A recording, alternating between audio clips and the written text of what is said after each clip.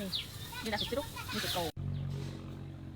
បន្លែរបស់យើងអានេះមានតែជ្រូក2ខាំសាច់គោ2ខាំធ្វើគោឡើងភ្នំញ៉ាំលេងតើបងប្អូនធ្វើគោឡើងភ្នំញ៉ាំជុំគ្នាអីមុខហ្នឹងងាយធ្វើមែនតើណាឲ្យតែយើងមានបន្លែតិចតួចមកបើនិយាយពីទឹកកាពិរបស់យើងវិញហ្នឹងអាហ្នឹងលាយមកឡើងពិសេសជាដំបូងយើងធ្វើការស្ងោរបទេសខ្ទឹមសខ្ទឹមក្រហមបងប្អូនយើងហាន់វាទូចៗចឹងទៅស្ងោរឆាប់ឆ្អិនបទេសខ្ទឹមនេះយើងអត់ស្ងោរអត់ឲ្យឆ្អិននៅលួយទេយើងស្ងោរទឹកតាមពុះហ្នឹងណាហើយយើងចាក់ទឹកចេញបន្ទាប់មកយើងលីងវាឲ្យឡើងឈ្ងុយបន្ទាប់មកទុកខ្ទឹមហើយនឹងម្ទេសហ្នឹងឲ្យត្រជាក់សិនចន្លោះពេលហ្នឹងយើងចាប់ផ្ដើមមកហាន់សាច់គោបដាទៅសម័យនេះស្រួលទេបើសិនជាមានសាច់ស្វាយស្រាប់យកមកដល់គ្រាន់តែប្រឡាក់គ្រឿងអាំងញ៉ាំហ្មងតែបើសិនយើងយកសាច់គោមកហាន់ខ្លួនឯងអញ្ចឹងយើងត្រូវរើសយកសាច់ផុយហើយហាន់ឲ្យទៅតឹងសាច់គោឡើងភ្នំមកតើកាលណាសាច់យើងល្អហើយគ្រឿងយើងប្រឡាក់ឆ្ងាញ់ហើយប៉ុន្តែយើងហាន់សាច់អត់ត្រូវក៏អាំងអត់ឆ្ងាញ់ដែរយើងហាន់ឲ្យស្ដាងរួចឲ្យទៅតឹងសាច់មិនថាតែសាច់គោទេសូម្បីតែសាច់ជ្រូកក៏ដូចគ្នាដែរបើហាន់កាន់តែស្ដាងអាំងកាន់តែឆ្ងាញ់យើងចង់ប្រើជាសាច់3ជាន់ក៏បានសាច់ភ្លៅឬមួយក៏សាច់ស្មើមុខក៏បានដូចគ្នាសំខាន់គឺការហាន់សាច់ហ្នឹងបងប្អូនពេលហាន់រួចខ្ញុំទុកសាច់គោមកកដប់សាច់ជ្រូកមកកដប់យើងប្រឡាក់ជាមួយនឹងគ្រឿងសាតេបន្តិចម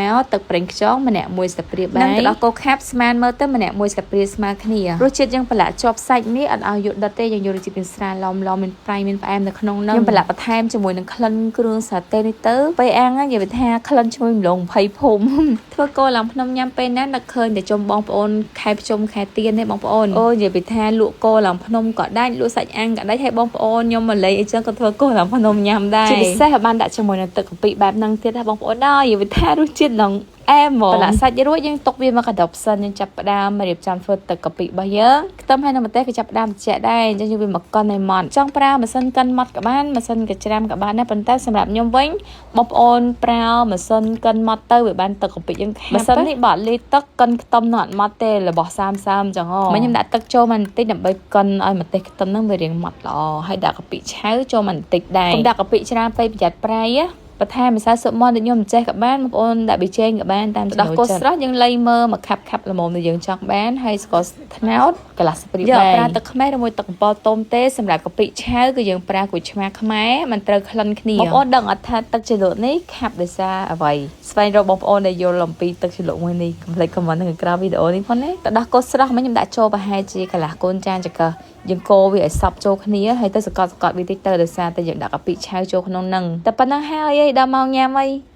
ធ្វើគោឡើងភ្នំញ៉ាំស្រួលមែនតើបងប្អូនតែមើលចក្រានហើយនឹងឆ្នាំងដូចជាអត់ស្រួលជាមួយទេទឹកស៊ុបនេះអត់ប្រើឆ្អឹងស៊ុបទេគឺខ្ញុំប្រើតែទឹកដូងមកកត់អញ្ចឹងយើងលីងខ្ទឹមសហើយកូរជាបន្ស៊ុយដើម្បីឲ្យទឹកស៊ុបរបស់យើងមានក្លិនឈ្ងុយល្អបន្ថែមរសជាតិដាក់ម្សៅស៊ុបមាន់ក្នុងហ្នឹងបន្តិចទៅឲ្យទឹកស៊ុបរបស់យើងមានរសជាតិប្រៃផ្អែមនៅក្នុងនឹងស្រេចដាក់ទឹកដូងបងប្អូនផ្អែមឆ្ងាញ់មែនតើហើយប៉ះជាមួយនឹងសាច់របស់យើងប្រឡាក់រសជាតិយ៉ាងឡំអត់ផ្អែមអត់អីចឹងដាក់មកត្រូវថែមខ្លាញ់ថែមប៊ឺចឹងមកហើយសាច់របស់យើងដែលបានប្រឡាក់មិញហ្នឹងយើងរោយល្ងឲ្យច្រើនតិចទៅព្រោះថាល្ងទៅពេលដែលអាំងឆ្អិនទៅល្ងឈ្ងុយពងមាន់ចូល2គ្រាប់ដាក់មកគ្រាប់តិចពេកអត់ជាតិទេត2គ្រាប់បានល្មមដាក់ពងមាន់ច្រើនចឹងពេលយើងគោះវាជាមួយសាច់ទៅហើយដាក់អាំងអូក្លិនល្ងឈ្ងុយនេះជាគោញ៉ាំគោឡើងភ្នំណាបាច់ចាំមានគ្នាទេម្នាក់ឯងចង់ញ៉ាំគោឡើងភ្នំមិនចាំមានគ្នាទេញ៉ាំម្នាក់ឯងក៏បានដែរចង់នៅផ្ទះធ្វើខ្លួនឯងចង់ចូលហាងមានទៅប៉ាបងប្អូនណែឲ្យតែមានផ្ទះគោឡើងភ្នំទិញតែសាច់មកមិនចាំមានឆ្អឹងស៊ុបងាស់យូរក៏ធ្វើញ៉ាំបានដែរបន្លែរបស់យើងអានេះមានផ្សិតតកួន